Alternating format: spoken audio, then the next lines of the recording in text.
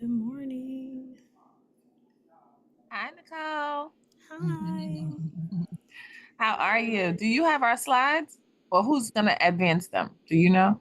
I don't know. I am actually at a workshop right now. Oh, okay. So All I'm right. just making sure everybody logs in. Okay, no, gotcha. I told everyone we finally have the link from Nadia. Let me just see. Wesley, are you going to share your screen? Or Sharon, are you going to share the screen? Or is Nadia going to share the screen? Question mark. Nicole is at a workshop. LOL. Okay, so I let them know. Cool. Okay. Yeah. Oh, Sharon's just getting on. Hey, Sharon. Connecting. Morning. Hey, Shay Shay.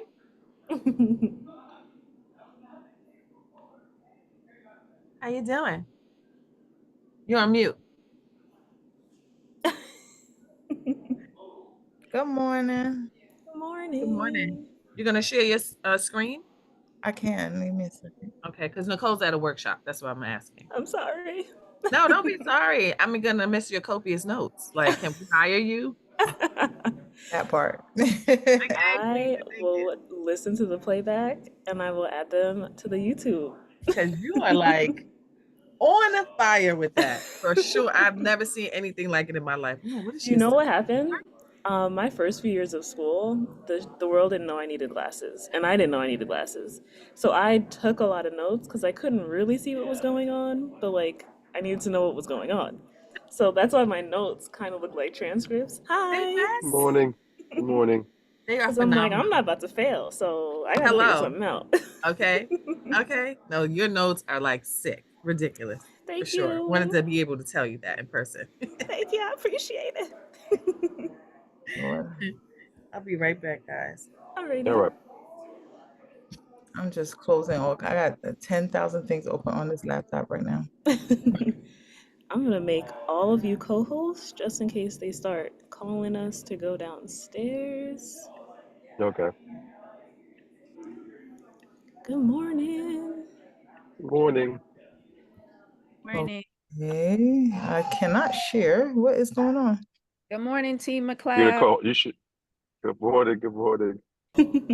You should be able to share now, Sharon. You made the co-host. Yes. No, but mine is showing little boxes, triangles. Oh. Oh. Okay. Let me see. You should be able to see my screen. Don't mind all the stuff I have.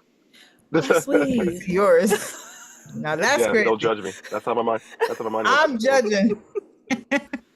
How do you Okay. know That's how to ridiculous, find? Wesley.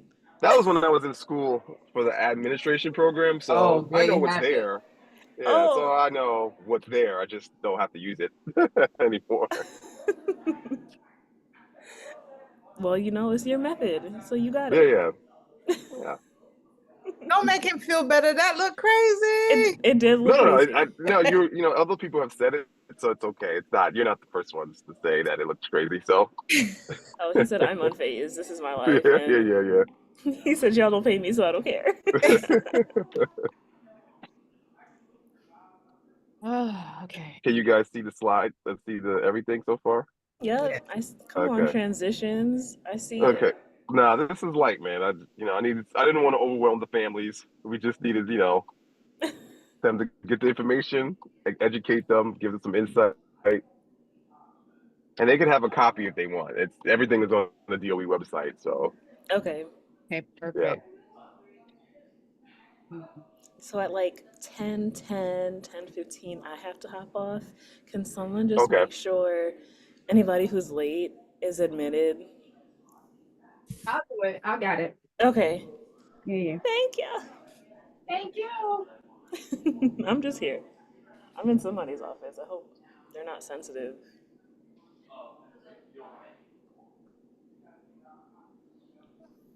Also, it's cold and I'm not prepared for this. So, How cold is it down there? I don't know. well, I'm in the city and it's 70. So for What? me, it might as well be 32 degrees. It's Where are 70 you? degrees. I'm near NYU. Oh, Oh, that's warm. No, 70 is not warm. Don't That's a argue, good. Leslie. Don't argue. Illegal. Okay, I'm Once we get below 80, it's all the same to me. okay. I understand your madness. Yeah, I busted out my heater yesterday. I said, well, now it's time. And she's serious. She had a picture. Oh She's yeah, it's a full heater, you know. I have one too, Nicole. Don't worry. See? My office. Solidarity. Diane, we're not doing this. Mm-mm. I'm just saying, it's cold outside. It is Inside, cold. outside, you know. It's 70 degrees outside. I might Let's as well see. be in Alaska. Not Wow. Alaska. This is becoming the side. It's supposed to be cold tomorrow, or cooler tomorrow. Tomorrow's fall, so it's gonna be like in the 60s. Yes. And so Yeah, let us enjoy the last day of summer. Thank you. Don't yeah, ask. Can we No. not rush it, please? you're right. Appreciate it. My phone already said, "Hey girl, it's gonna start cooling down for the next 4 days, so you just be prepared Yes. for that." Let me Are y'all not now? All right, you have someone in the waiting room. yeah, wait, Are we ready? let Okay. me send a Huh? hey, we're on, because if not, it just be Miss Wanda, which is not a Okay. Okay. problem, but she gonna let you know. True. Have seen, can confirm.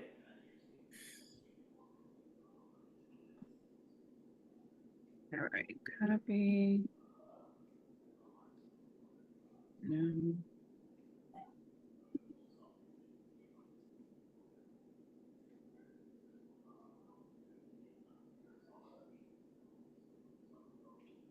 See, and they got the air on in this building. I'm not gonna make it, y'all. Not bring a sweater. I have on a jean jacket and long pants and tights under my pants. What? It's not that cold. You have what? You got like Yeah, What are you gonna do when it is winter? yeah. cry. You got on I just tights and cry. sweat. Okay. I cry and I suffer.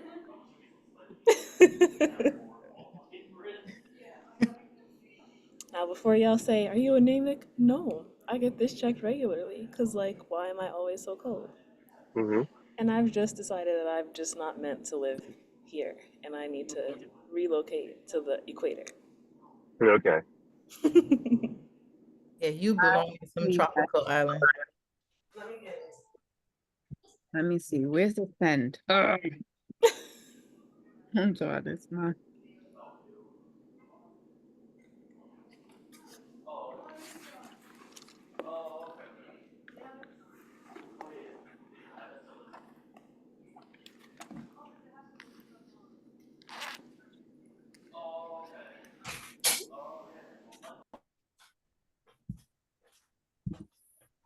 What happened? Why is this doing that? All right.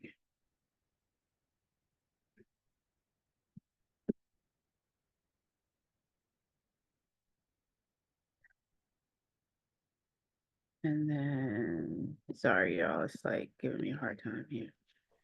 Um,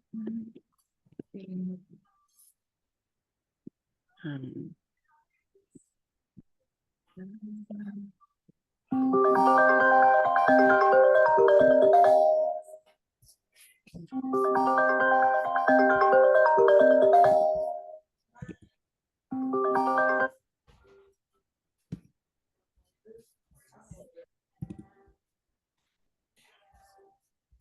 all right.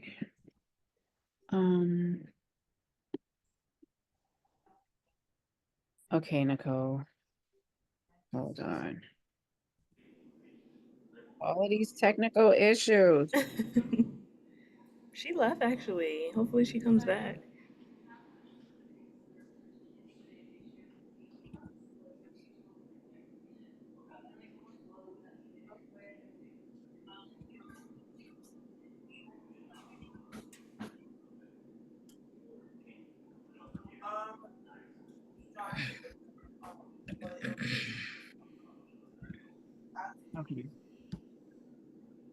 All right, maybe she can come live. Let's see.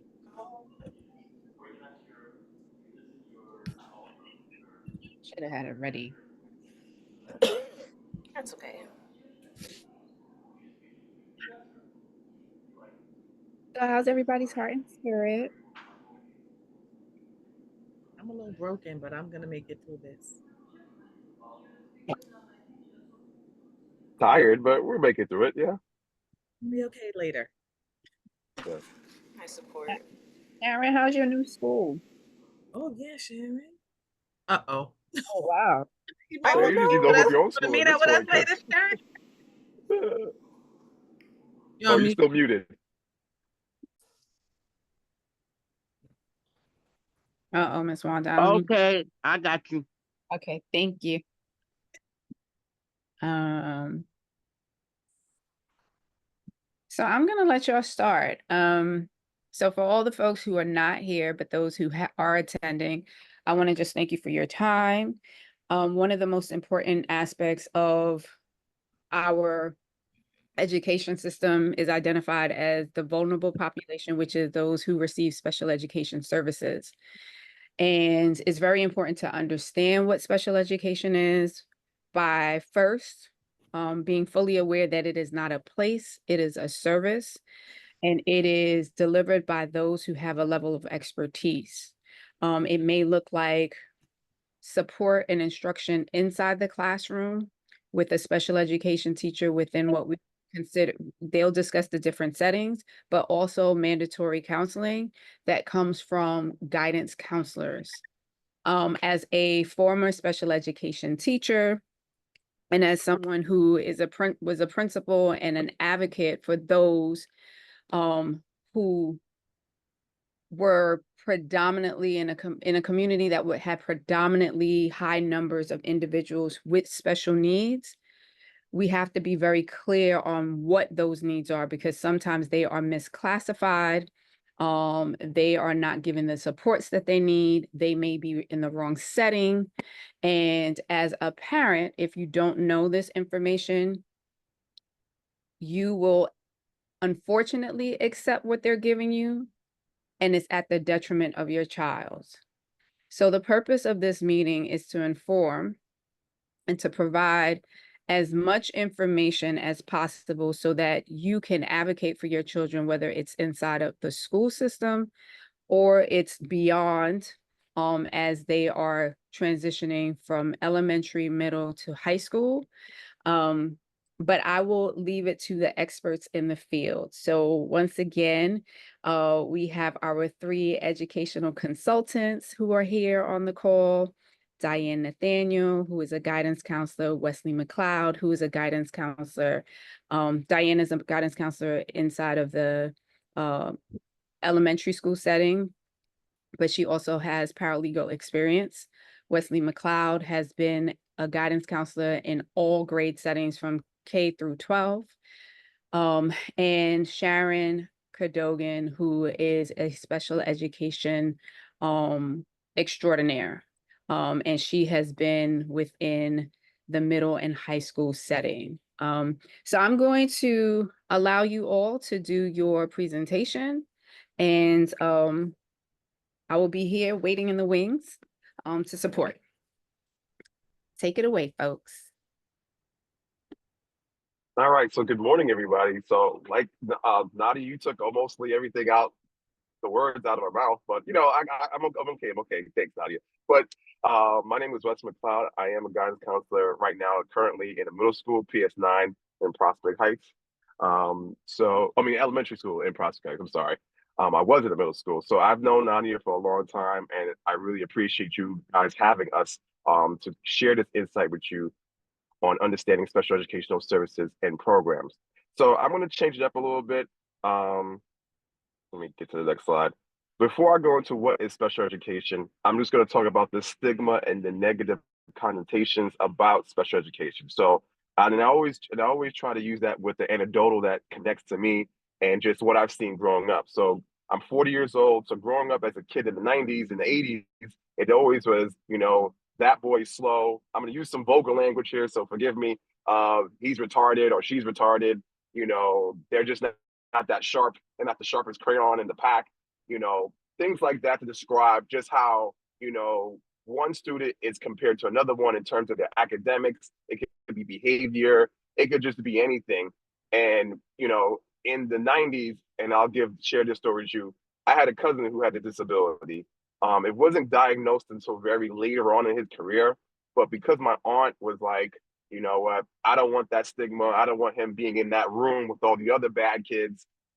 She was resistant. And back then in the 90s, even in the 2000s, not until really like the teens, you know, having an IEP, having special ed services was still thought of as you go to that room in the corner of the school. It's like with 8 kids, but like they're like the worst behaving kids in the school building. You don't want to be near them. They can't be with the rest of the population. They kind of were just outcasts. And you can see how, those individuals back then, if you had a family member or you knew of someone who was a special ed, was kind of set up for failure and into that prison to school pipeline type of track because they weren't allowed to interact with the general population of the school building. It was always they stayed over there. It was mainly males in that program and those classes, and you could just see that they weren't given a fair shot to be successful. So when you're thinking of special ed, you might still have some of those same thoughts. If you have a little one right now who's receiving services, or you're considering getting your little one evaluated, you may still have those. But like Ms. Lopez said, now special ed, we're focusing more on the programs and the service. It's not a place where we just dump your kid because they are misbehaving, they can't do certain things. We understand now, and the DOE, working for the DOE, and just being educated for so long, we understand now that, you know what, every student learns differently. How can we maximize and basically strengthen their areas of growth and work on their elements of development so that we can make them better and more prepared as they become older and they become adults? Because that's the key. You want to make sure that when they become an adult, they have the tools necessary so they can be successful. And that success could look in different ways. So I know schools right now are like pushing college. Your child has to go to college. Your child has to go to college. That's not necessarily true. And I'm an educator. It's about how can I set my child up if they have special educational services and an IEP. What are they going to do as they get older? Are they going to get a trade? Are they going to go to college and what services they can get when they go to college? So my cousin, unfortunately, didn't get the services he needed. He struggled all throughout school. I'm talking about K to 12. He was able to make it to college, but he struggled mightily. He struggled to keep jobs because if he was able, and I believe if they were able to identify how he learned and, the best ways in which he learned, I think he would have been in a better state right now. So when you're thinking about special educational services, it's services and programs to help your child learn at their best and strengthen their needs and just making sure that they have the best opportunities to learn. It's not about labeling them, saying that they are slow or they're developmentally challenged, but we understand that as educators, every child learns differently, and we want to make sure that we hone in on that to make sure they give them the best experience possible. And these services can look different for each child, and it's different in each school. So for the families who are on this call, you have to be the biggest advocate because Nadia said something very crucial. A lot of times they just throw the IEP onto you and they say, here, your child was misbehaving. They have tantrums. They're nonverbal. He or she needs an IEP. And then you don't read the IEP. You don't know what the IEP stands for. You don't even know how you even got the IEP. Someone told you to just write a letter or say that you wanted to get evaluated. It happened. And now your child has all these services and you don't understand how that's going to help them become better as a student while they're in the school system.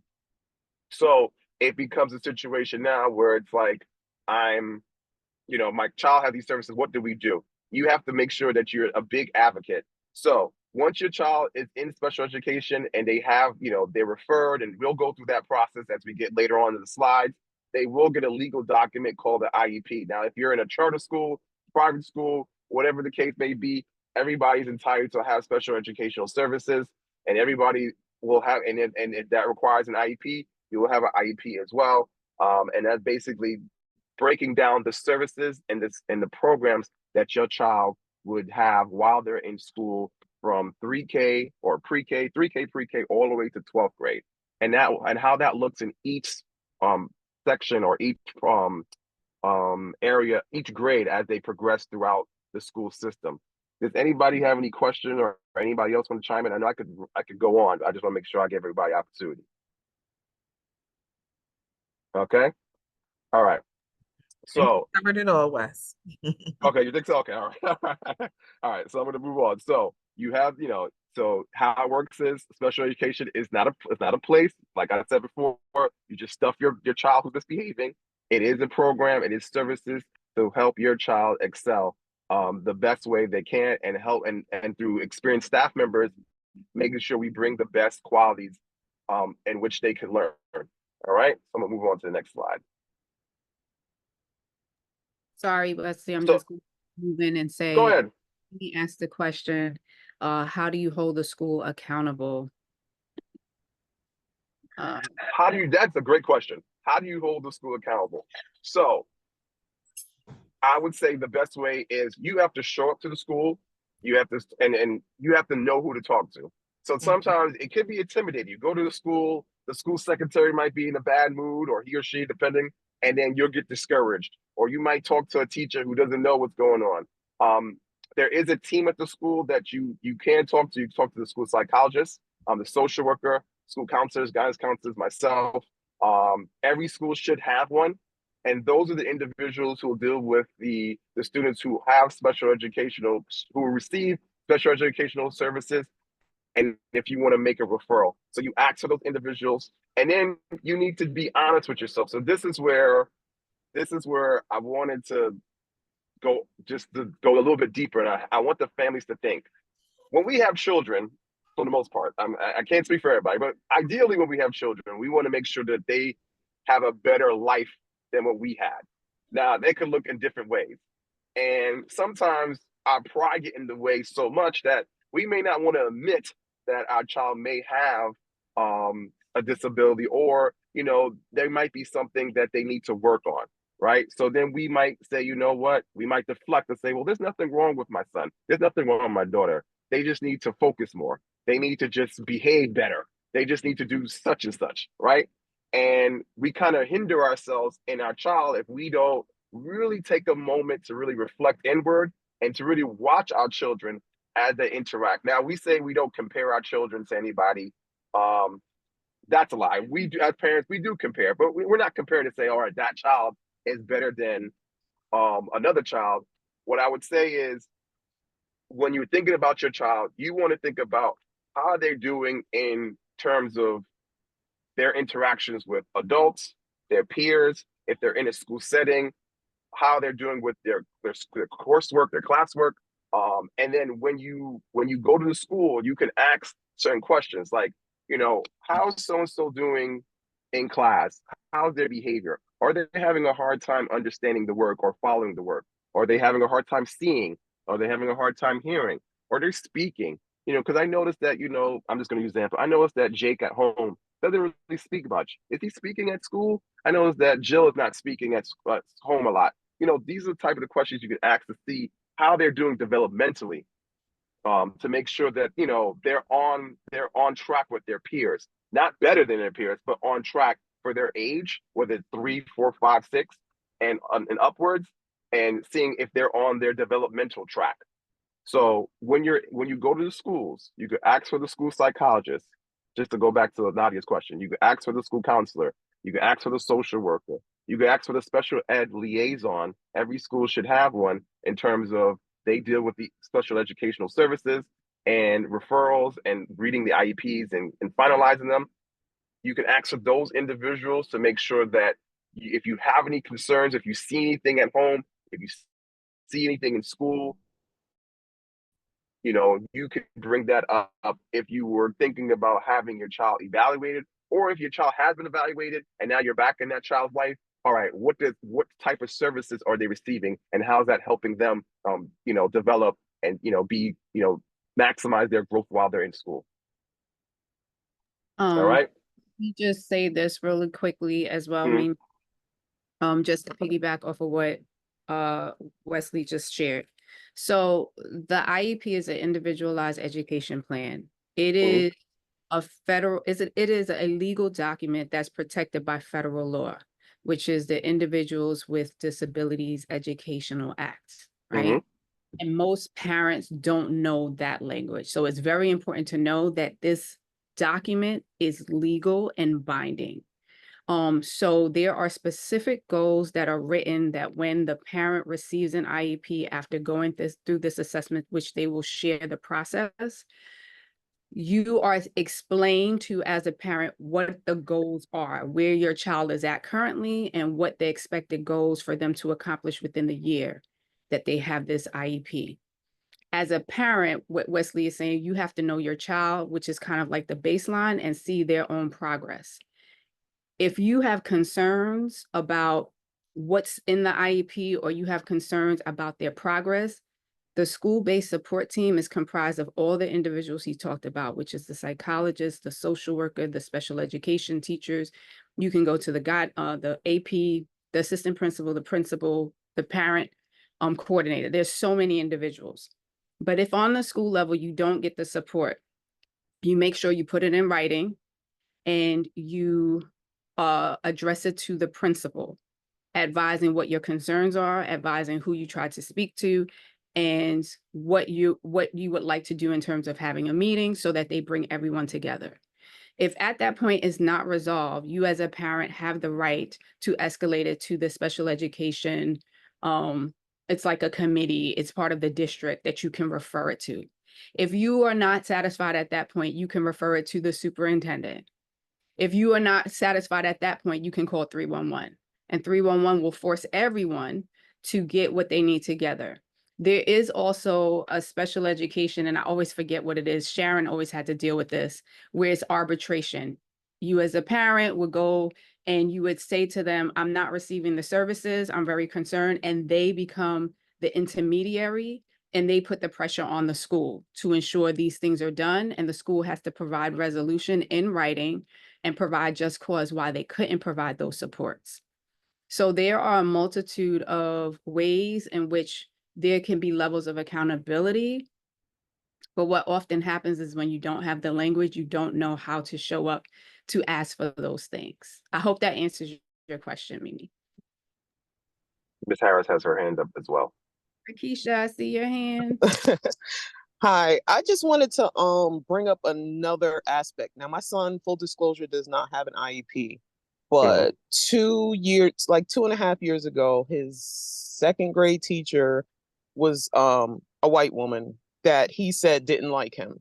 Was the first person that said, oh, I think he should be tested, right? And when you hear something like that, it's akin to you going to the doctor and they're saying we found something abnormal or we found a lump and we need to do further testing, right? So it's a shock to a parent, right? So of course I was hesitant, went to the guidance counselor. The guidance counselor in this particular school where they care about the children, and it's a predominantly Black school, um, Hmm. referred me to the principal. The principal sat down with me and I explained what the teacher said. And so she pulled up his test scores and she said in her assessment of whatever she sees, her stats, that he doesn't qualify. Right.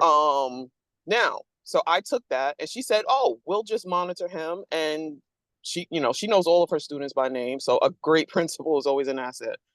Hmm. Um, Another aspect of this is COVID, how COVID interfered with my son's learning Hmm. and electronics. So you really have to know the capabilities of your child. A and B, this is something I had to come to grips with. You have to see how you as the parent are contributing. Are you helping your child when they get home? Are you supporting the teachers? Because if you're not, you can't just 100% leave it on the teachers to teach your child everything. You have to support at home. So I'm still aware of where my son, lacks or where he needs support. So I try to help him as much as possible. But accepting responsibility as the parent and doing everything you can in your own busy life is also important. Because you have to hold yourself accountable too. Well said. Thank you, Rakisha.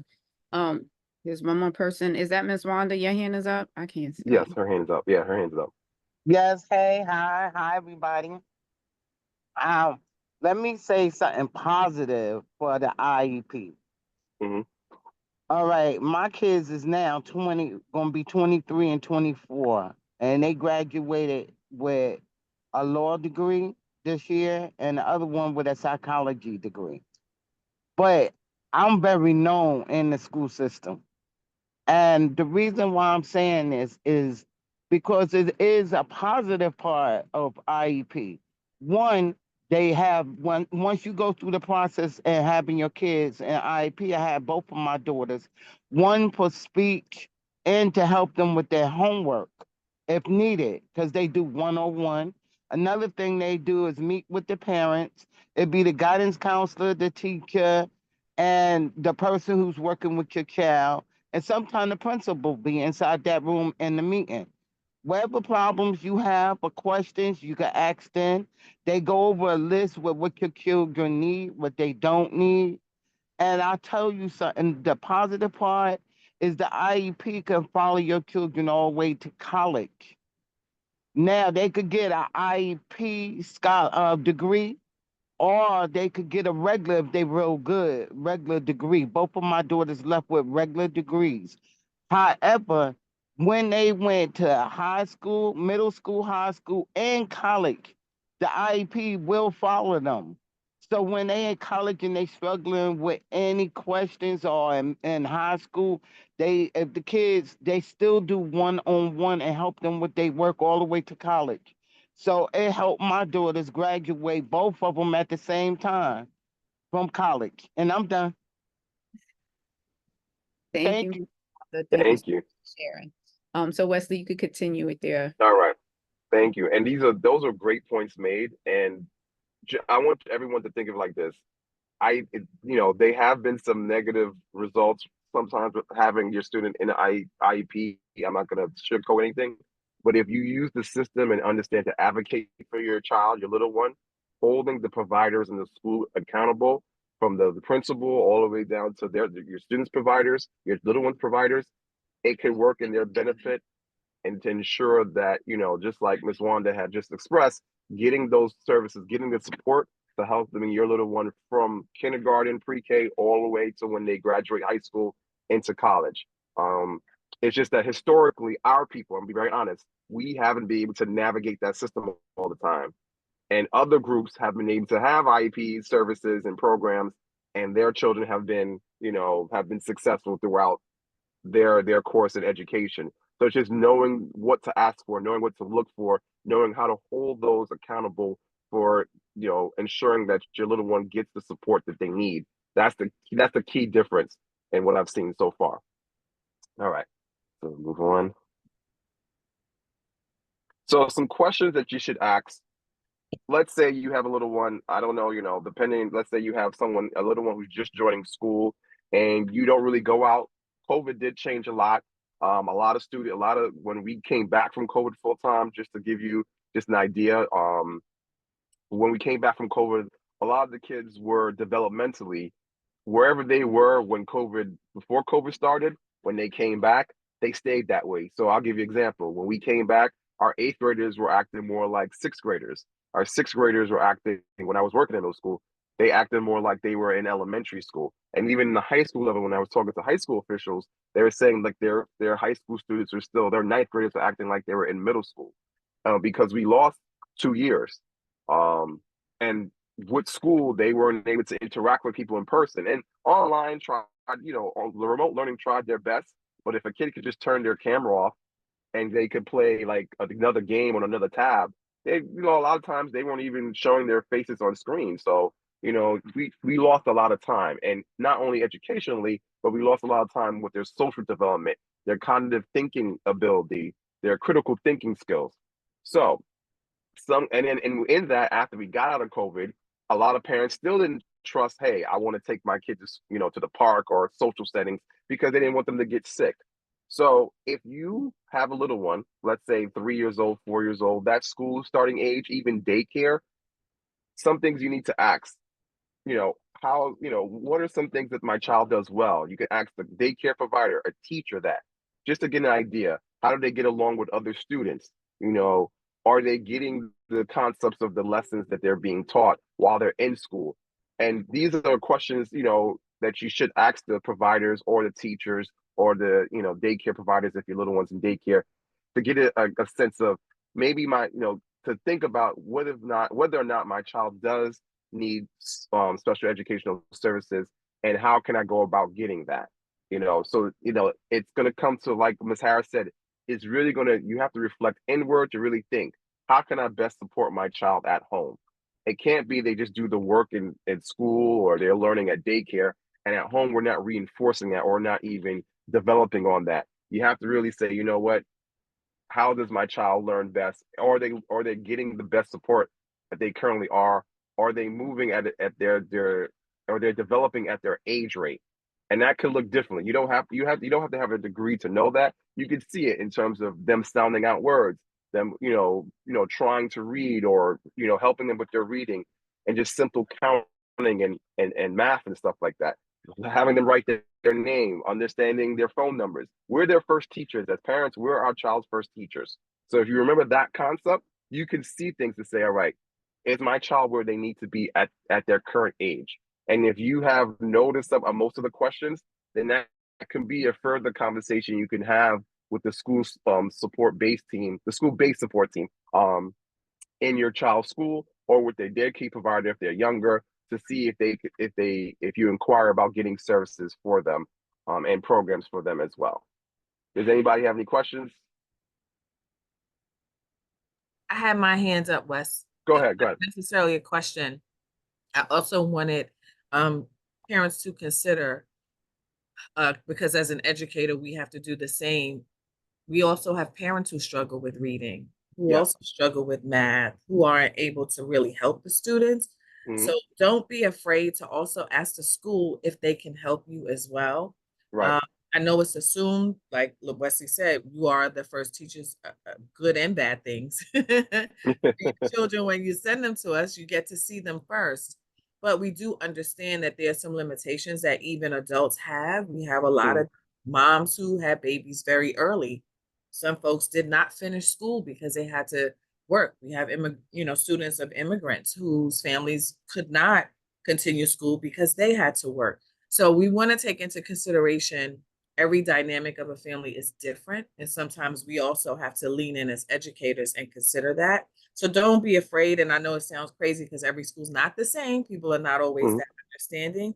But if you have a good working relationship, which is what this really all boils down to with your school, Mm-hmm. um, please share that so that the school can do more to support you as the adult and parent, as well as your child.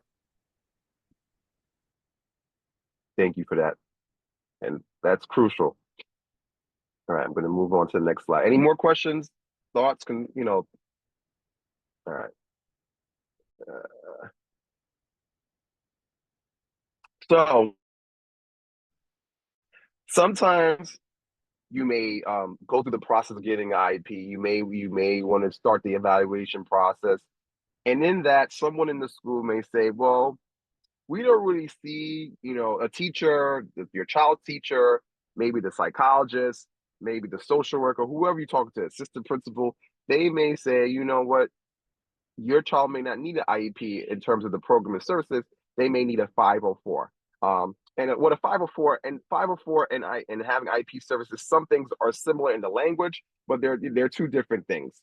So a 504 is basically accommodations for students with disabilities, and it could be more so focused on like health impairment. So let's say if they have an issue with their foot, like maybe they broke their leg, you get a 504 temporarily, because they may not be able to participate in physical activities like in gym, or even just like walking to class.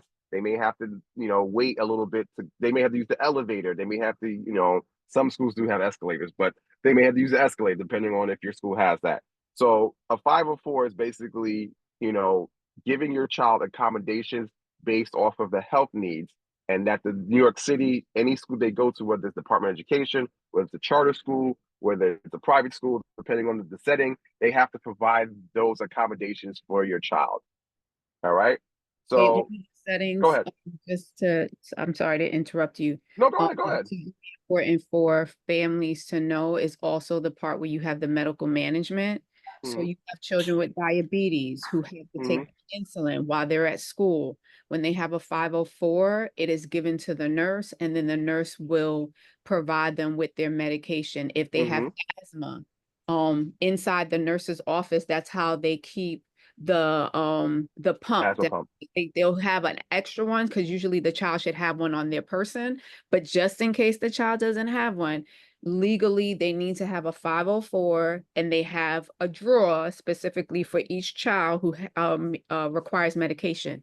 If a child receives medication for any type of mental health or behavior, right? So like that could be for ADHD, right?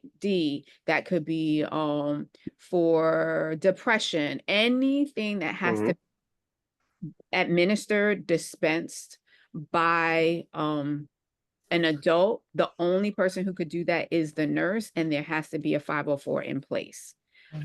Same thing, like if they get anxiety when they take a test, the doctor will put that, and the 504 would allow the child to be placed in another setting where they get the additional time. And I know you all are going to go through that, but just so that you know, these are the things that are related to a 504. Yeah. Right. Also, let me just add, with the 504, they are temporary orders and they're only good for one school year. So no matter what time in the year you get it, at the end of June, they expire. And in September, you would have to have it renewed with a new doctor's order. So a lot of times people say, oh, I got it in April, so it's good till next April, and it is not. So it must be renewed every single year, even if it's an ongoing issue, especially if it's medication. During the summer, you must take your kid to the doctor, get new orders signed, get new medication updates, and bring it to the school first day. A lot of times we run into that where parents get very upset when the nurse said, I cannot give them the meds because you don't have the new orders signed. It's not them, it's a federal mandate. So just make sure you keep that in mind if you have a 504, okay? All right. Thank you, guys. So I'm gonna need some help for this one. So Sharon, we've done this for a long time. So I'm gonna say this. If I come to the school, Sharon, and I'm angry, I'm yelling at people, I want my child to get services. Do you think a school will be more likely to help me out? Or they're just gonna get school safety to get me out the building? Depending on the school. So the first thing we will do is get you a cup of coffee and have you sit down and calm down. Because okay. I always say angry parents love their kids just as much as the calm ones. They just Yes. are expressing it differently, right? So the schools just need to learn how to love on their parents. But if you do notice something that your children need and you are requesting services, there is a process. Right. The first thing you do is you come in and you have this discussion. You say, okay, I've noticed these things with my child. Have you noticed the same things? I want my child evaluated. It has to be in writing. That's the first thing. So in that letter that you write, you have to put the child's name, date of birth, the basic information. You be very specific about what concerns you have. If they're not talking, if you feel whatever the delays are, whether it is academic, behavior, whatever it is, you specifically say that you are requesting a special ed evaluation. If they are already receiving services or if they've been tested before for anything, you put that in there. And then you put your information, your name, your address, your phone number. Make sure it's contact information that is current so that they can get in contact with you. And if you don't speak English and you need like a translator, different language, make sure you put that in the letter. That, Wesley, can you? Yes, okay. That's my. Okay. That starts the clock. The countdown begins. The Department of Education has 60 days to get this evaluation done, right? So once you put it in writing and hand them that signed letter, then all of the bells and whistles start. Right. So moving on to the next slide. Now, Sharon, I just wanted to interrupt. Now, Okay. sometimes schools, and I know this happened in my school this past year, they might get back. They might get back ordered in terms of the referrals that come in. So you have to stay on. Don't just you don't be like, oh yeah, it's day 59. I'm just gonna just keep No. waiting. Like you have to reach out to the school just to see where are you at where are they at in terms of getting the evaluation done. Did they start it? Do they need more time to give you an idea of you know how far along this process is going. So I'll give you an example. This happened to one of my parents last year. They want the evaluation in May. So if it's close to the end of the school year, just know that might not happen in June because everybody's in they're trying to clear up the other referrals, and then your referral process may not start until September of the following year because of the timing. So the earlier you can get the referral done, the better it will be for you and your little one. All right. Yeah. So when we say 60 days, Okay. that's deadline, but there's a lot of steps between that day Mhm. 1 and day 60, and they will be contacting you within that time, right? So after you make that referral, if your child is preschool, you'll get a referral packet from a CPSE, which will include a bunch of things. So the notice of referral, a list of approved evaluation sites. Because they're preschool, it doesn't happen in the preschool that they're in, or it doesn't necessarily happen in your home. You may have to go somewhere. You have to sign a consent form, and they give you information along with a medical form that needs to be filled out by the doctor. So if your child is under the age of 5, I believe, right? Yes. So if they're school age, it's a little different. If they're already in public school or I don't know if private schools work the same way, but if they're in public school, 5 years and up, kindergarten and up, you'll get a notice of referral letter, which explains your rights. It provides you the name and telephone number of the person to call if you have questions. And then it asks you to meet with a school social worker. They do a social history update interview, and they ask you your preferred language, because if you do not speak English, they are required, the DOE will provide you with an interpreter for all meetings. All right, any questions about this referral process in the beginning of the process? All right, next. I was gonna say, to for those who are here with us, with the social history, you want to be as honest as possible. You want to be because if you just give one word answers and then the social worker they're just taking it down, the more information we have as a school, the better we can craft the plans and the programs and get the social development and history of your little one. So if you're like, well, nothing goes to the home, he or she is great. And we know that, it may be great at moments, but there are things that are happening at home that we're seeing in school. Share that information because the more information we have in the school, we're not in the homes with you guys. So the more information we have with your social history, the better. You don't have to tell us your life story, but if there are things that you've seen in your child that maybe happened to you, or you've seen when they're with their cousins or their siblings or at grandma's house, and then a teacher may have said that they saw some of those same behaviors, we could draw those connections and craft a better plan and services for your little one. Mhm. All right, I'll go to the next. All right, so the initial evaluation includes a psychological exam from the school psychologist, the social history. So the social worker will interview the family, the parent that they're talking to. They'll Mhm. also do an observation of the child in school, probably in more than one class. And then there's a physical evaluation, which includes the medical from the doctor. And the psychologist will also observe the child in classes. Should be more than one class as well. All these assessments, along with the teacher reports, will be put together, and the process will continue. Yes. Want to add anything about the evaluation process between Miss Diane? I think it's important to also know that the evaluation process depends on the baby. Sometimes, school psychologists go in to do their observation and or to pull the child for the assessment, and your baby just might not be in the mood that day. Right. So that could also kind of delay how long it takes to get everything turned in and get the results back. So good breakfast, if you know, because you will know about the assessment that day. It's never a surprise. It will always be scheduled.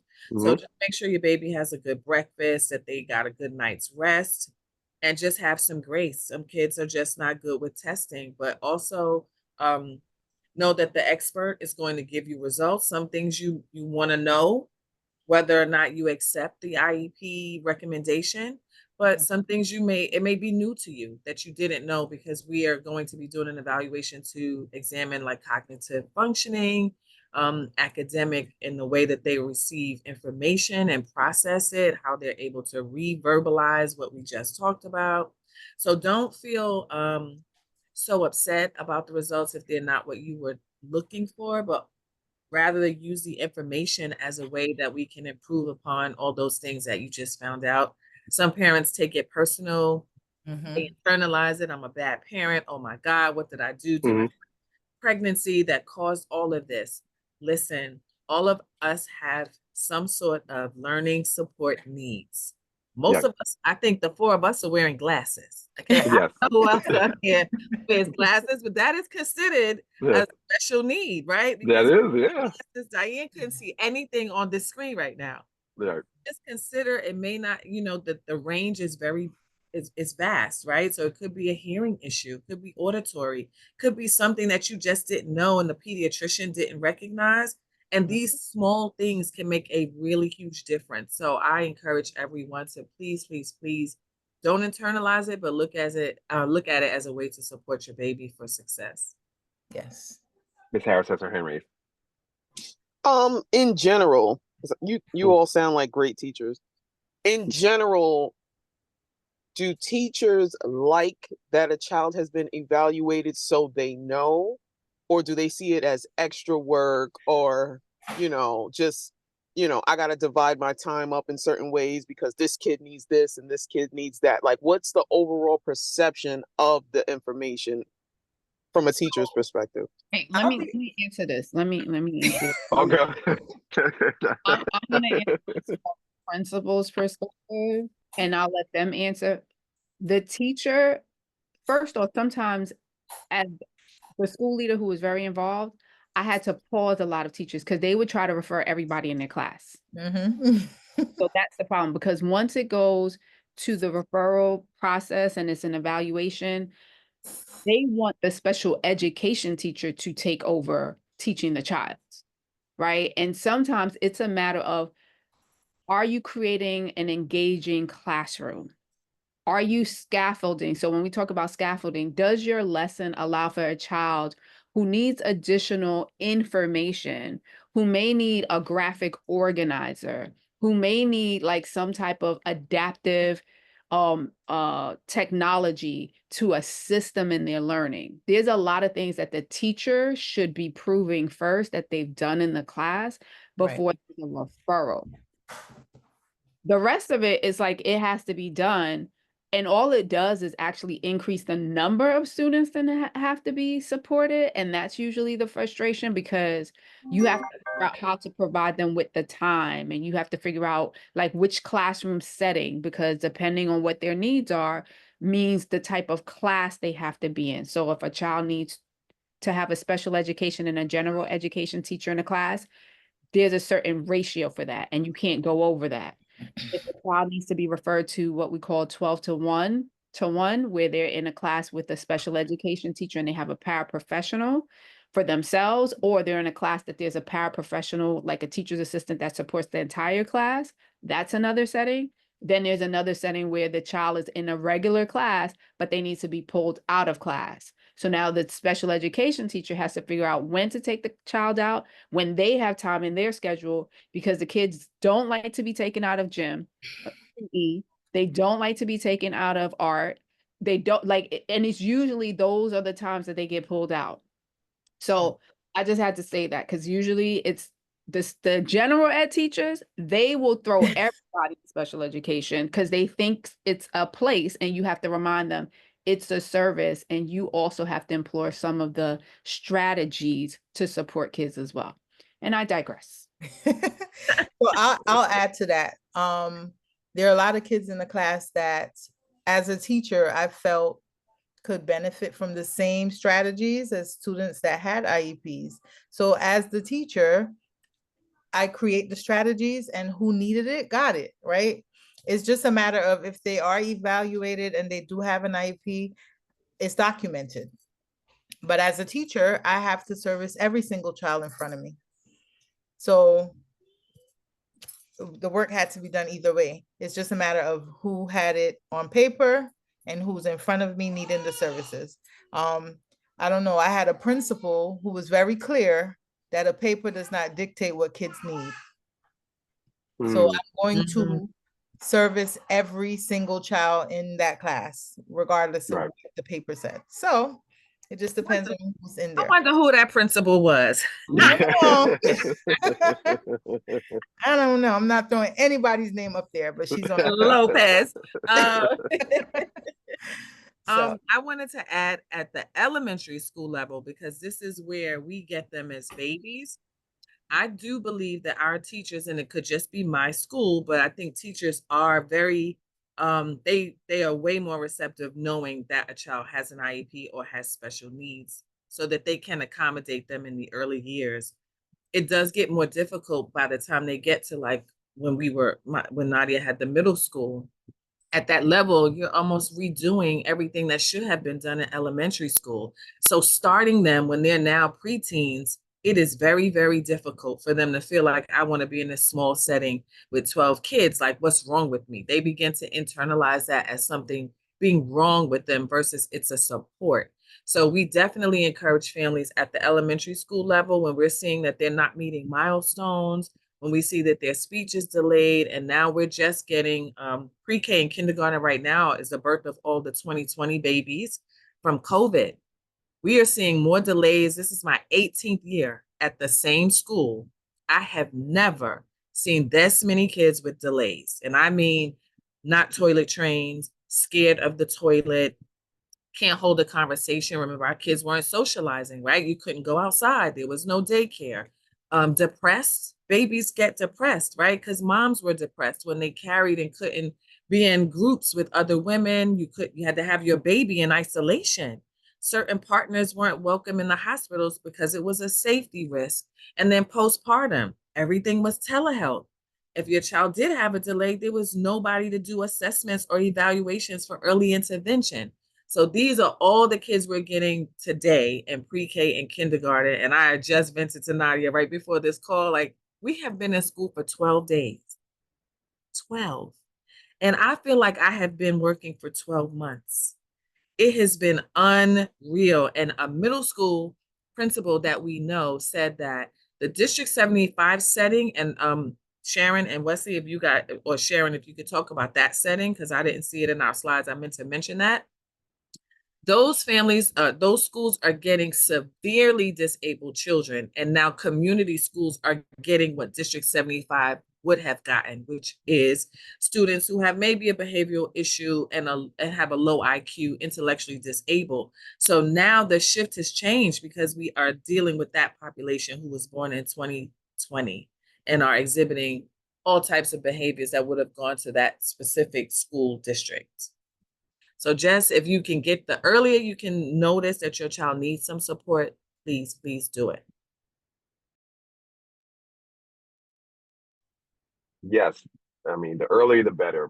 And like Diane, you said, a lot has changed. A lot of things it's happening post-COVID that we're still dealing with. Because society would say, oh, COVID was a long time ago. No, yes, it may have been. It may have been a few years ago, but we're still feeling the effects, especially with our little ones. There was a question that may relate to some of this. Mimi Okay, had go ahead. discussing an IEP for a child who has ADHD. Mm-hmm. So she's speaking specifically about her niece who learns, but at times can't sit still for too long. And sometimes the teachers don't know how to deal with it. A lot of fidgeting, a lot of can't sit still and focus at the moment. But she gets a lot of support at home. So she's at the level, but so the problem is my sister getting phone calls, the teacher not being able to, she can't use the fidget. And so, it's kind of difficult to tell her stop when and my sister can even control that the house. We just, that's part of what she had. And so, you know, it's hard for us to like move forward and know how to have that proper communication with the student. Does she have an IEP, Mimi? Yes, she does. Her mom is actually here. My sister's here. Oh, hi, sister. Because Hey, good morning. management needs are listed in the IEP. So teachers need to read the IEP. I believe Wesley led with that. We Right. are Yeah. all responsible. Anybody coming in contact with the student is supposed to read the IEP, which we always have an issue with, right? Teachers will recommend, like Nadia said, they'll refer, and then we go, oh, this student has an IEP, teacher. Have you read it? Right. Oh, Mhm. no. Everyone Just has to got her sign off on change a from the 408 classroom. stating that they know which students has an IEP in their classroom. They are aware and they need to read it. And the special education liaison, which Sharon was, would have given that to all of us the first day or the first week of school when the report was available. So the teachers need to read those management needs that are listed in the IEP. But when it comes to kids not being able to sit, you should have a space where they can stand. I have no problems with children standing in a classroom as long as they're doing their work. Sometimes the fidgets become things they grow with, or they're not really using to soothe themselves. So teachers, it's okay for them to find other ways, find out what the child likes. I do an about all about me. So I learn what the children like. So if you're done with your work early and you know that the possibility of you getting into something you shouldn't or distracting others will happen, if they can draw, let them draw. If they have a favorite book, you can take your favorite book out to read when you're done with this assignment. But I have kids who take off their shoes. I have kids who can't sit on hard surfaces because they have sensory issues. So they need to be on the carpet. So we gave some of those teachers a carpet. Most teachers don't want the carpet after COVID, but our ICT classes find that it's a soothing support system. And then I have all kinds of trinkets in my room. So see, seek your guidance counselor out and see if there's something they can collaborate. I collaborate with teachers all the time. Like, what are you seeing? And I start very early that this student might like to help them be more focused. But to tell students who have ADHD, which we already know they have an attention deficit, to sit still, be still, don't move is unrealistic because their diagnosis already says that's something that they struggle with doing. So it's up to us to find other ways to help them self-soothe. And that starts by asking your niece, what are some things that she likes that would help her not really sit still, but remain a little bit more focused? And if she needs a break to leave and come back to reattend to the task, that's also another option. But the first thing begins with the teacher reading the management needs of the child. And I will also add that, sorry, Sharon, is that there's something called a functional behavioral assessment.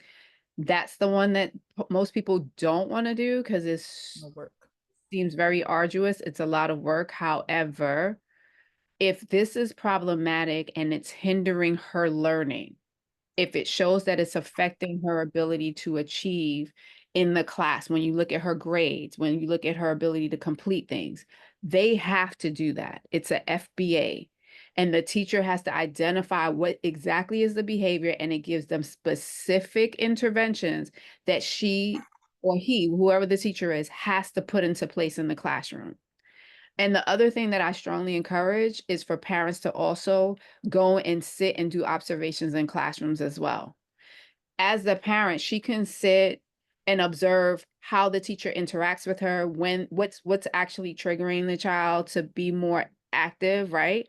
Because sometimes it's like if she's not engaged or she doesn't have a way of managing that energy, like putting it to something, like she can't like downtime is not her thing, or she gets very she loses her attention if she just does it doesn't connect with her. So she might be good in art but she doesn't like math, right? Like you got to figure out what it is and then have those conversations with the teachers about when do you actually see the issue. And as a parent, if you're in there, you can say, one of the things that I observe and I know that she struggles with is math or reading. It could be reading specific books, right? If she reads graphic novels, right, like picture books, she's fine. But if it has a lot of text and no pictures, she's all over the place. So it's about identifying what the specific things are that also that causes her to lose her attention. And then you can also speak to the pediatrician about it, because if it's an ongoing issue, we don't always want to subscribe to medications. But the question becomes, what is an alternative? What can we do? Because sometimes ADHD kids, we all have it. We're adults and we have it, right? You just need to have breaks. And the teacher, because traditional schools don't allow for that, because the teacher wants to get through it, as a parent, you have to advocate for that. Sorry, go ahead, Sharon. Yeah, I was just gonna add in terms of like a fidget toy or whatever, being that I have a little bit of experience in the D75 school, there are some soft toys that you can give them instead of those projectile objects. So there may be a teddy bear or like some of the soft squishy balls that are not projectile and they may be soothing, like, or like a rug, like, I don't know what they call them, but they're almost like fur, just depending on if it's a tactile stuff that they can touch while they're writing, that will kind of keep them calm. So those items, but again, you have to learn what her preference is and what will keep her calm in those moments. But like Lopez said, it is important to find out in which moments those happen. Is it after, like me, I have ADHD. 7 minutes, you get me for 7 minutes. After 7 minutes, I start doodling, and then I'll come back, or I'll start writing random stuff. So I know myself, so I prepare for that, right? But kids are not there yet. So as adults, we have to figure out what it is for our kids that will get them to, come back once they get to that wall, right? I know mine is 7 minutes. I've timed it. I know, and I used to get in trouble in meetings. I won't say who, and I'll start doodling. I'll be on my phone, and she'll be like, "You can't do that." Like, if you're in a meeting, you got to pay attention. But after 7 minutes, I got to do something else, and then I'll come back. Just 1 or 2 minutes. So we have to find out what it is that the kids need that will get them to get that mental break and come back to the lesson, whatever it is. Just She meant the assistant principal. That wasn't me, Mimi. Okay. It was not the assistant. You with the presentation, everyone.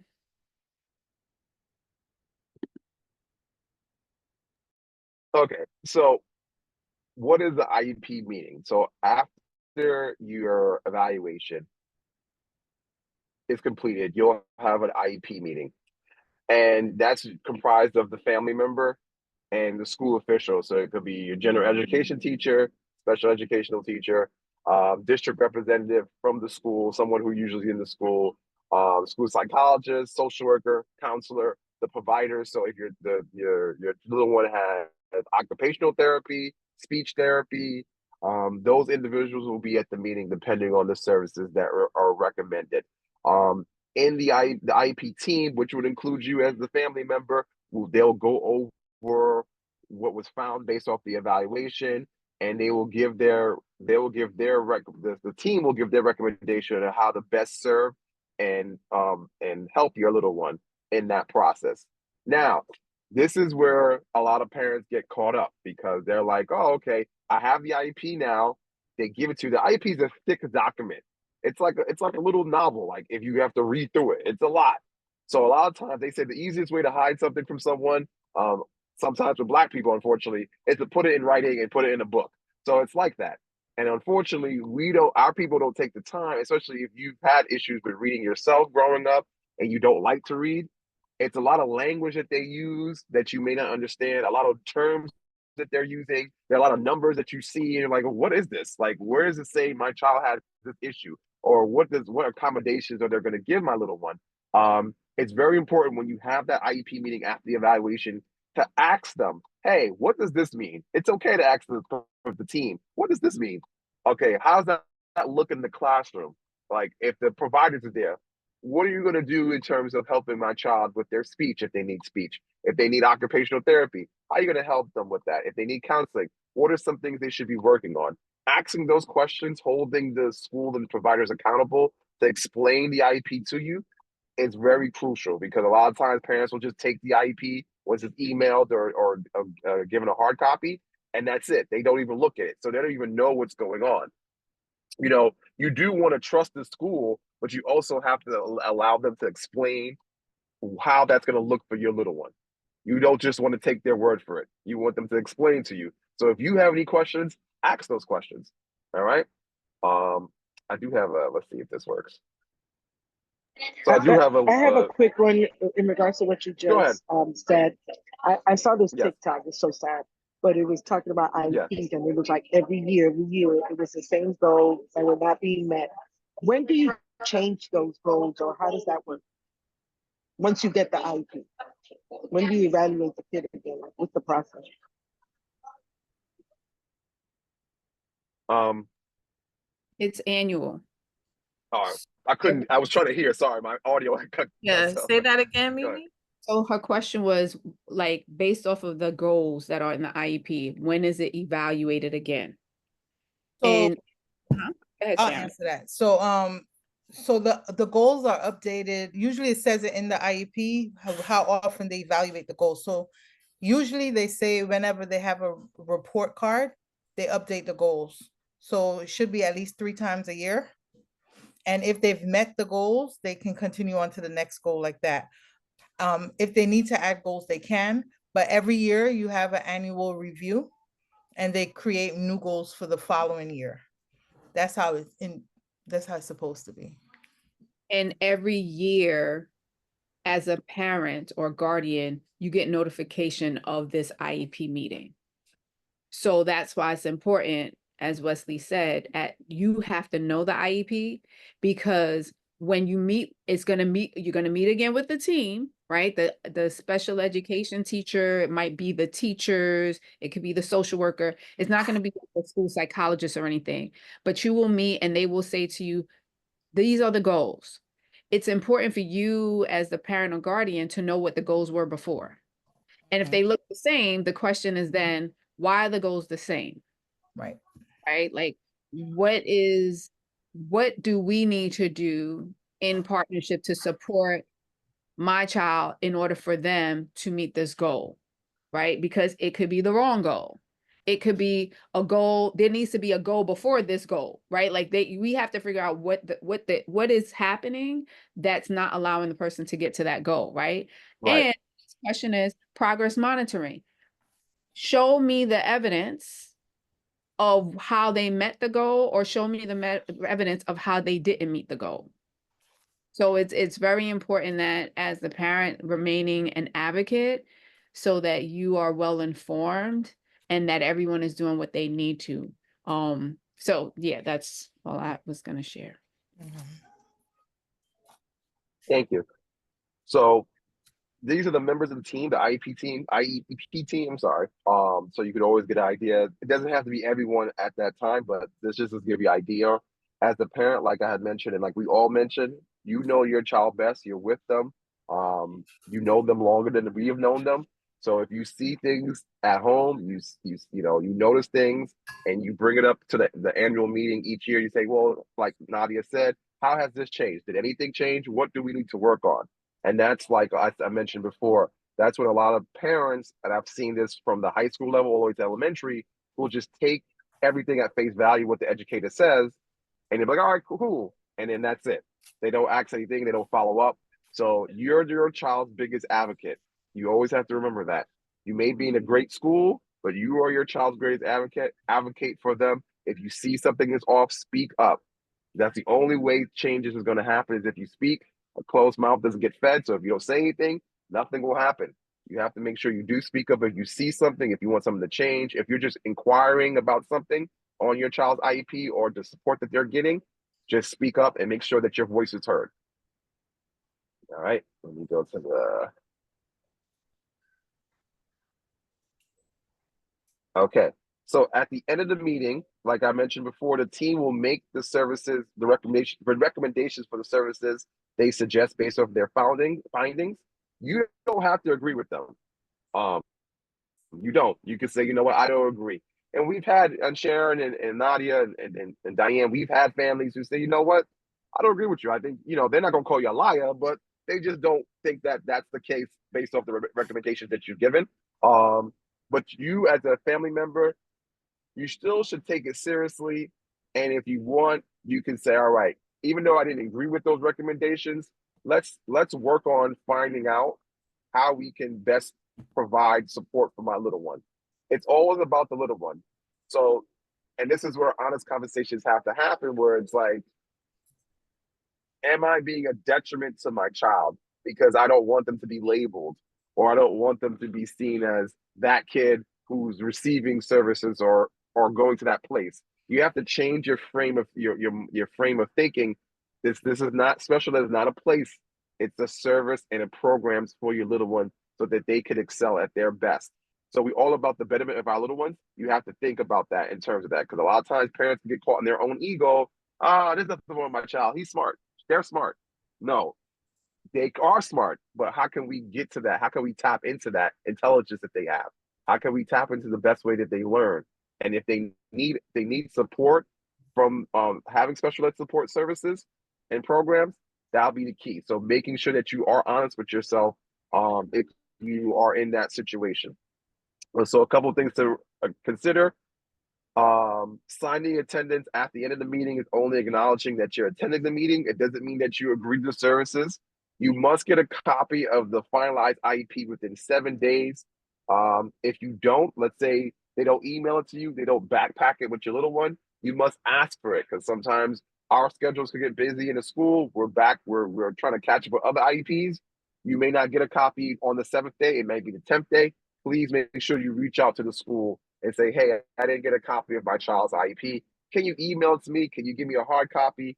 Whatever you feel comfortable with, please just make sure, and make sure you read and understand it. You can ask any questions on the IEP. If you don't understand something, you must ask questions. Do not just say, all right, it's too many pages. You don't have to read it all in one setting. You can take your time. You can just say, you know what, I'll read a couple of pages a day. I'll read one page, this day, another page another day. You know what? Take your time with it. Reread it if you have to. I know I have to reread things sometimes. I can't just get it on the first time. I have to reread something and I'll get more clarity. So please make sure when you get that IEP, you take your time and read through it. If you see something that you don't understand, you ask questions. We're here to ask those questions. Your school's providers are there to answer those questions for you. So always make sure you take advantage of that. Does anybody else want to chime in and say anything or ask a question? I have a question. I'm not Go sure ahead. we're going to talk about it. Are we going to talk about IEPs and transitioning from going to middle school, going to high school? Like, now that we have found out what the child's needs, how they work best, like how to find a better school for them to transition with the IEP. I'm not sure we're going to talk about that as well. Yeah. So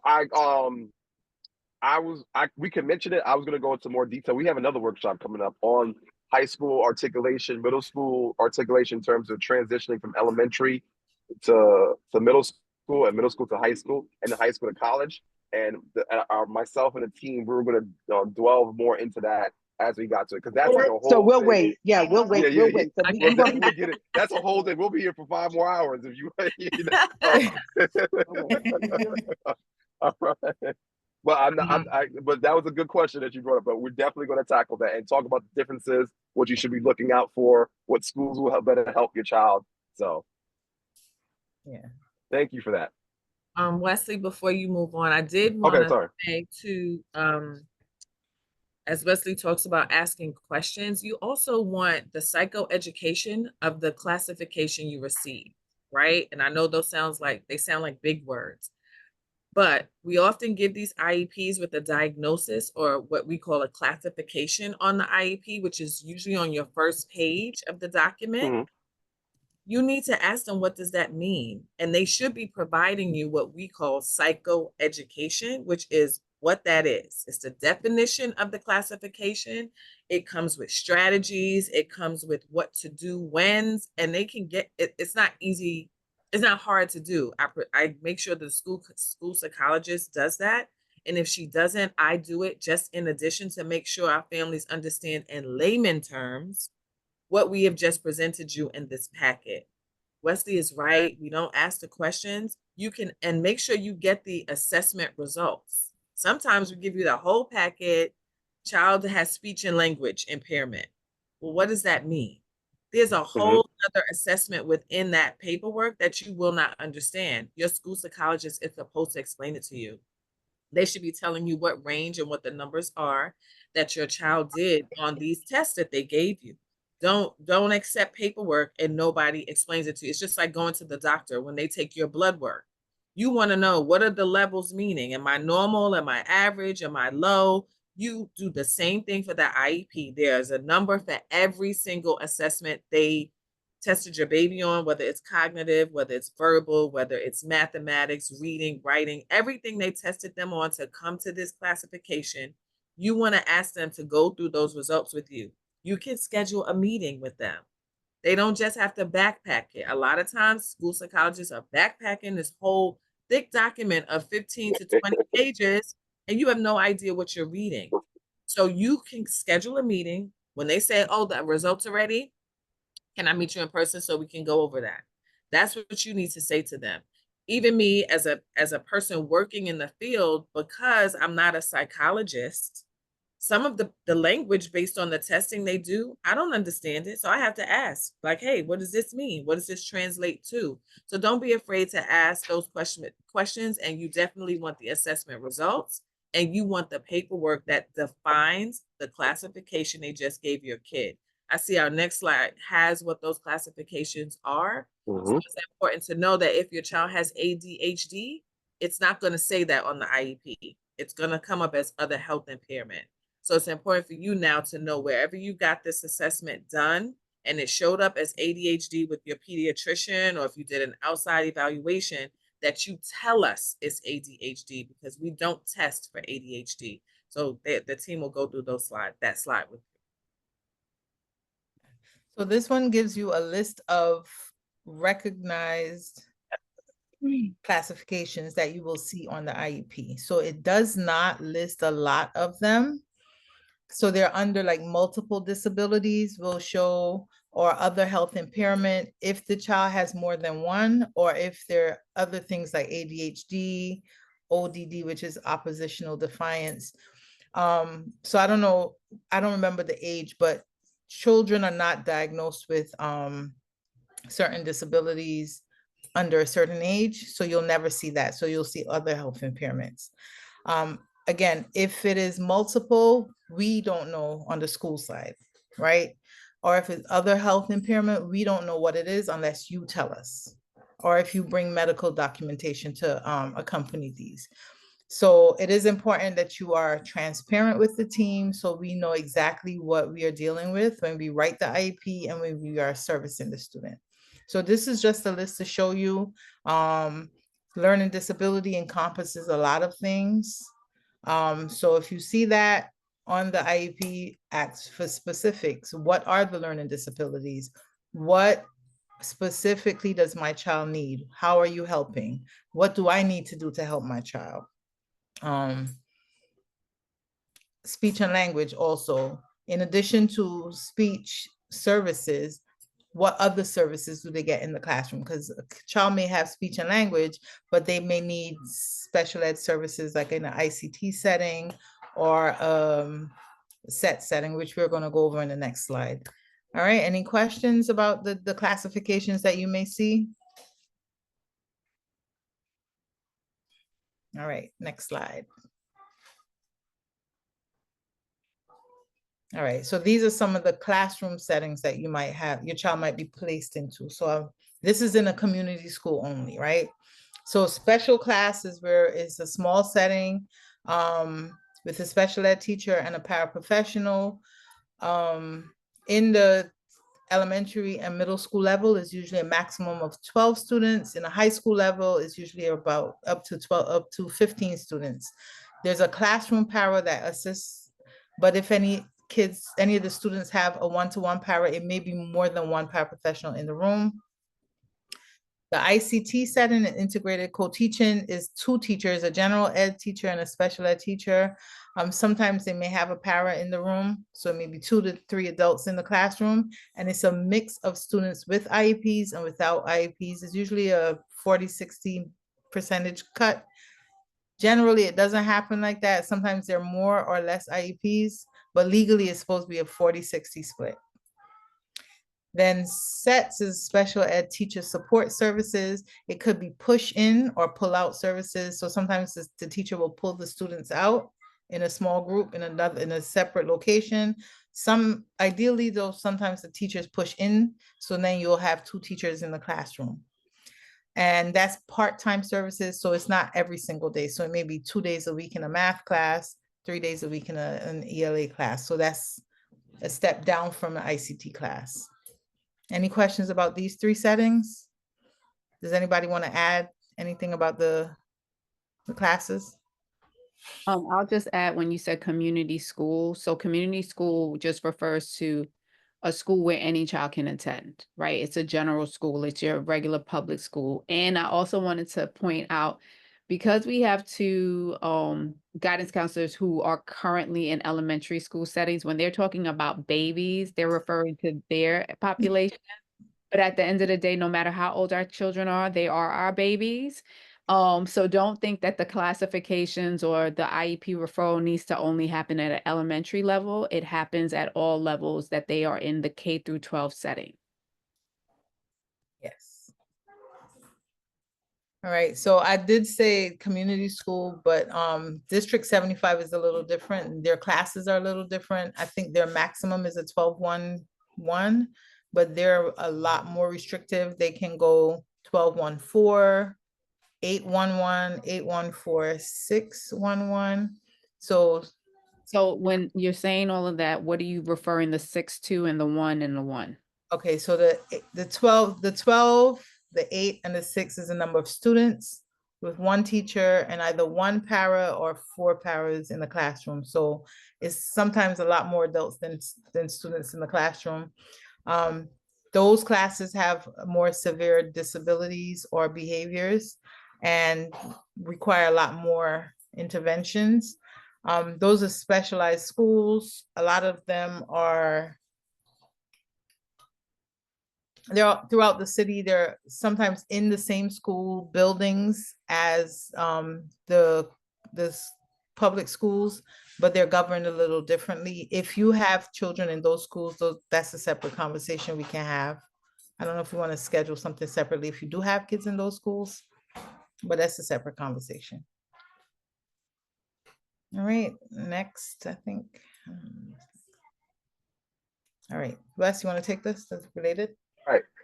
So the different type of related services, there's assistive technology. So for instance, I have a student, fifth grader. Right now he receives assistive technology where he uses like the laptop or an iPad to work on his work in class. So assistive technology could look like that. I have another student in elementary, and I had students in high school and middle school who had hearing educational services where they may have had a hearing aid, they got to put it on. They have a teacher has the transmitter part, so when the teacher talks, the student can hear with their hearing aid what the teacher is saying. So I remember I had a student at Mount Hall who had that, and I had students in elementary who have that as well, and in high school. You have physical therapy, you have speech and language. With the 504, you have the school nurse that can administer medication. So if your little one has asthma, or if they have an IEP and they have a medical condition and they need medication to be administered, the school they'll take the para. They may have a health aid para professional. That's a person in the classroom assigned to them that will take them to the school nurse to give them their medication when it's time. Counseling with the school counselor, the guidance counselor, or social worker can happen where they're meeting with that provider once a week to go over to work on their social emotional growth and just help them, navigate through the school day and with any issues or any positive things that happen throughout the day. So there's different services. They will be told to you when you have the evaluation when the evaluation is done and you have the IEP meeting. I was saying the IEP team will tell you what services they're recommending and what will be added to the IEP. Now, what will happen? Sharon, Diane, can you guys help me about what happens if I already have an IEP, but I want to add something? I think my child needs counseling, or I think they may be occupational therapy. How would I go about that as a parent? Do I still yell at them at the IEP meeting? Do I send an email? Like, what would be the best strategy? So the first thing you need to do is request that in writing, and that is a separate evaluation that needs to be done. Not an entire evaluation for the whole thing, but say you need speech, then the speech evaluation has to happen for it to be added to the IEP. Okay, thank you. Oh, So yeah. something I didn't mention, you can also get busing. I didn't put it on here, but I thought, this is an issue that did come up with my sixth graders who were fifth graders last year, busing. And we'll talk about this in the middle school articulation and that, but you could add transportation to your little one's IEP, your student's IEP, if they need to be picked up by a bus, if they need to be dropped off by the bus. You can work that out in the IEP as well. The earlier you do it, the better. So that's something I didn't mention it here, but I wanted to mention to you guys today.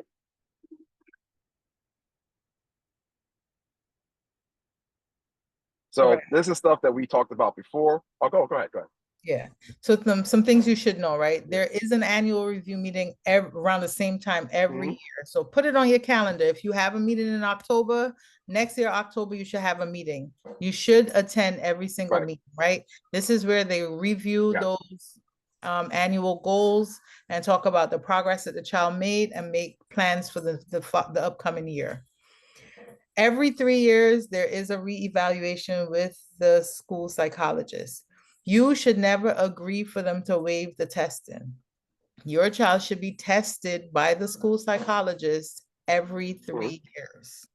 All right, the schools try to waive, the psychologist, oh, they're busy. Oh, we'll just waive the testing. Do not agree to that because a lot changes in 3 years. All right, and then the third thing, you should receive frequent updates on how your child is doing. Don't wait till the end of the year. Don't wait till report cards come out because by then they've already failed. It's too late. Have frequent updates, whether it's text messages with the teachers, just pop in, hi, how's my child doing? Establish that at the beginning of the school year so that you can get constant updates. Any concerns that come up throughout the year, you should be attuned to what's happening with your child. If they're making exceptional progress, you should know that as well, because if the things aren't working, changes need to be made. Don't wait till the end. Don't wait till the annual review. If things need to change in real time, make sure that you're attuned to what's happening and that's in real time. And I'm going to say this, and just something to think about. As your little one, depending on when your little one gets your IEP, get their IEP, just having those conversations about what supports they're going to get. Because Sharon, Diane, even Nadia, we've had students who receive services. We've gotten them in middle school and high school, and they don't even know they have an IEP. They're like, "What? I don't know that." So I know in elementary, we don't typically invite the student to the IEP meeting. In middle school, I know when I was working with Nadia and Sharon, we would invite the students to the IEP so we can hear from their voice and what's been going on with the services they receive. And that's something that does happen in high schools as well. It may not happen in every school, but you can request as a parent, if you have your little one is in high school and you want them to be part of the IEP meeting, I think it's very important because now they're going to transition to being an adult. They need to know what's being said about them, how they're learning, and they need to be able to express themselves if they can. Hey, this is what works for me. This doesn't work for me. I like speech sometimes when this works. I like counseling when we talk about this, so they can express their input, and then you have a better idea of how they're learning best and what's working for them. And in elementary school, just talking to your little one early on and say, hey, you receive these supports. It's to help you, to better you, to make sure that you're not having so much challenges in school and to best get to your needs and your strengths. So having those type of conversations with your little one will be crucial as they transition from elementary to middle school to high school with having special educational services. Okay, let me go to the next slide. So everyone here will get a copy of the slide. These are links that you can go to. The DOE has really good, and the thing is you have to search for it and you have to read it. That's the only thing. So if you don't have to read this all in one shot. In your leisure time, you can take your time to go over. The DOE does a good job on their website of basically breaking down what the services look like, how you can ask for a referral, who's on the IEP team, what you should be doing as a parent. So I give them credit for that. They do a good job of breaking that down for families. You just have to search for the information. It's not just readily available for you. Like if you're just going through your Google search, you can go on the school website, NYC .gov. Even if you don't have a little one in a public school setting, this information is still very helpful to navigate a charter school or even a private school or whatever setting they're in. All right. So with that said, I thank you guys. Does anybody have any questions while we're still here?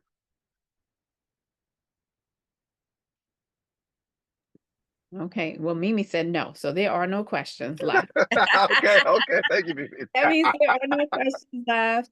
I just wanted to thank Diane, Wesley, and Sharon for this presentation. I know it's a lot.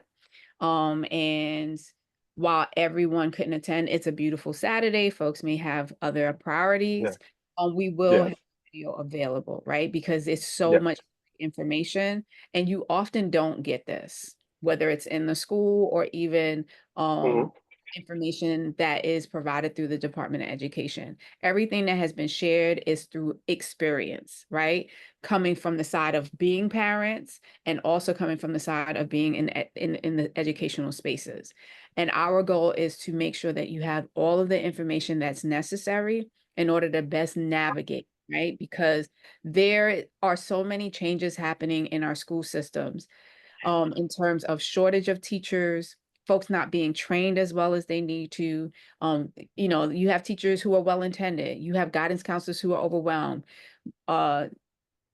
Between Wesley and Diane, the amount of students that they have to see in the schools that they're in, you know, Diane has over 900 students, right? And she still has to do mandated counseling, which is a requirement. So there's some children who need counseling as a result of a traumatic experience that's part of their IEP, right? So they get 30 minutes mandated. If there's an issue that happens in the school at the time that that child has to get their 30 minutes, the priority becomes what the crisis is in the school. And then Diane has to figure out, or Wesley has to figure out when they're going to provide your child with that 30 minutes because it's part of the federal mandate and they have to record it, right? So there are all these moving parts. So the more you know, it also helps you to have some empathy sometimes and compassion for what the educators are doing. And that's why it has to be a partnership, and it all can't happen in the school. Everyone has to be involved in supporting the child. Miss Wanda, I see your hand. Yes, ma'am. I just wanted to say thank you to everybody for taking time out to have this meeting and discuss all this information.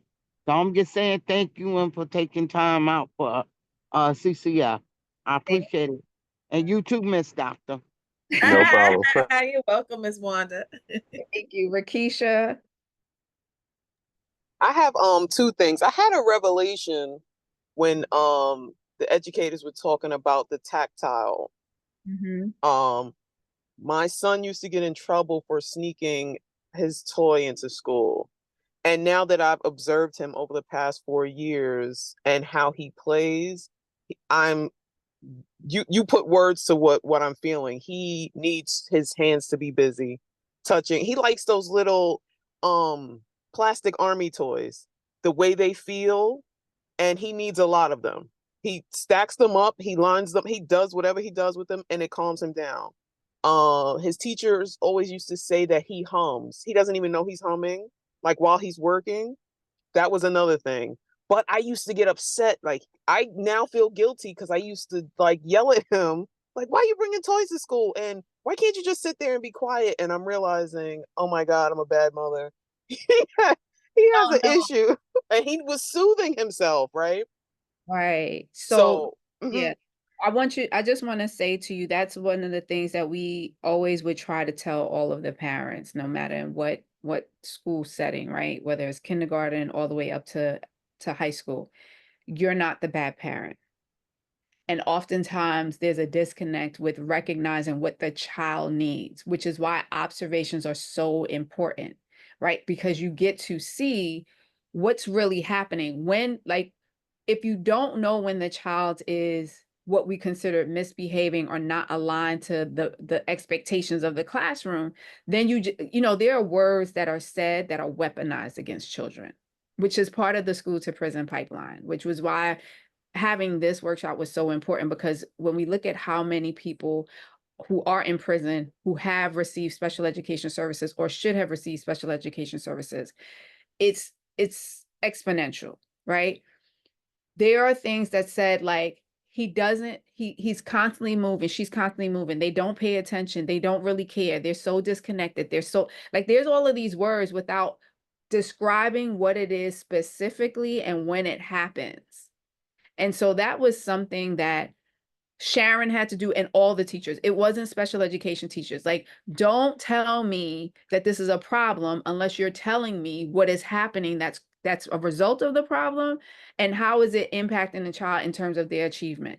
Because there's some things, one thing we don't recognize, boys of color in our educational setting need a different type of stimulation. They like to be up, they like to be around, they like to move, they like to touch things. It's not normal for even us to sit for 45 minutes, 90 minutes, 180 minutes, right? Like, you got to get up sometimes, you got to stretch, or you have the discipline because you've been doing it for so long to sit. But when they are that young and they have so much energy, and your son plays football as well, he constantly needs to expend his energy. He constantly needs to be doing something, because then that helps him stay grounded, right? But a teacher who needs to get through instruction, a teacher who doesn't understand Black boys, a teacher doesn't know that he plays football, doesn't know how to make that connection. So Yeah. like, you know, so these are things that you have to know. And now that you know it, you can advocate for him differently. Now, sometimes some of the issues are they take the little toys, and what should be soothing becomes plague things with their friends. Right. Right? So you find something that would be a compromise, because if not, then the teacher then has a problem with all the kids bringing their little figures into the school, and it becomes a problem. But if we start to normalize and say, this is something that we're going to use to help you so that you can manage, and those are the things that Sharon was talking about. Not only does she have to have it for your son, but she can have it for a multitude of children who are dealing with the same issue. And sometimes the kids, if they know that there's like a container in the classroom, and as a parent, sometimes, you know, don't feel like you're overstepping. You can say, do you have something in your classroom that helps with kids with their sensory? Because there are teachers who have like skin in the game, who will have sections in their classrooms. And the kids know, like, when they need something, they just go to the back and they get it. So they would get the little fur balls, they would get the little pressure balls, and when they need it, they would use it. And when they're done, they go put it right back in the classroom. So the more you know, you can also be an advocate, not just for your child, but those who are in the classroom as well. Okay. I did have a second part to that. And I just wanted to say, I understand the frustration of the teachers, the politics with the testing and all of that. I just want to ask all the educators, and this is going back to me when I was going to school in the 80s. Why don't, especially in math, why don't they give more examples of a problem? For example, my son is doing decimals now. In the math book that they're using, they do it 6 times and then they move on to a harder concept. We used to have to do entire sheets with 100 examples, so we solidify those foundations. Why have they stopped doing that? Or is it just focusing on the testing? I think am with it's you. They have changed. As the math person on this call, I say that all the time. You learn math by doing it. And they have changed the way they teach math, and these kids are not getting it. So as a parent, just go online. There are websites. I'll send Lopez a sheet that I have that you can just scan and just go on TeacherTube, or it's like YouTube for teachers, and find videos and examples, and just give your child examples to keep practicing at home. That's the only way to get better at math. And I don't know who took it away. I don't know. So you're talking about textbooks that was created not with the young person in mind. based off of where their needs are, right? So they keep changing the books based off of standards that aren't often helpful, right? So this is the difference between public schools and, let's say, a private school, or schools where leaders are like, I am very much well versed in how children learn, and so we're not subscribing to this particular textbook. It is a money game. So the less the child is doing, right? And if you as a parent aren't being proactive and doing things at home, you get a new teacher who gets this textbook and believes that this is all the kid needs to know because that's what the textbook said. The old school teacher with 20 plus years is like, and I'm sending you home with all these extra problems, and you're going to do them in the class because this is the only way you're going to learn. For the new teacher, that's extra work. For the old school teacher, if I don't put this work in now, it's going to be extra work for us later, or this child is not going to get what they need. When the children don't do well, then the textbook company then has a supplemental book that's going to charge the school another $20, $30 per child, right? So it's all about the money. And then there's professional development for the teachers to try to scaffold and make connections when it could have just been like, we could have just gave them 20 problems to practice. And we identify where the problem is happening, where they're not getting it, and then we reteach them in smaller settings. So there's too much reliance on how the book is set up as opposed to understanding how children learn, and that's been taken out of the teacher training. So that's just something, you have to consider. And as a parent, like Sharon said, you have to get the supplemental stuff, because these books, it's like the high school books, right? When we were selecting high schools for our kids, there was a thick book, or when you were going to high school, the book was this thick. And now you go online, it's like it went from this thick, then it became this small, and then it's online. And then so you're expected to be able to make a decision for your child for the next 4 years based off of the most minute information. So Yeah. And I've taken it upon myself, those huge easel size Post-its.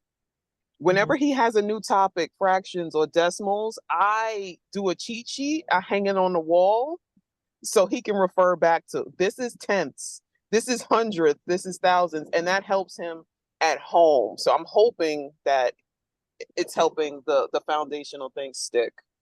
But thanks. You're welcome. So with that said, we are 15 minutes over. I appreciate your time, your attention. And Ms. Wanda, thank you for being a representative and sharing the stories of your child, and just always being a strong voice for CCF. We appreciate you. Have a great afternoon, everyone. Good day, everyone. Thank you. Good night. Bye.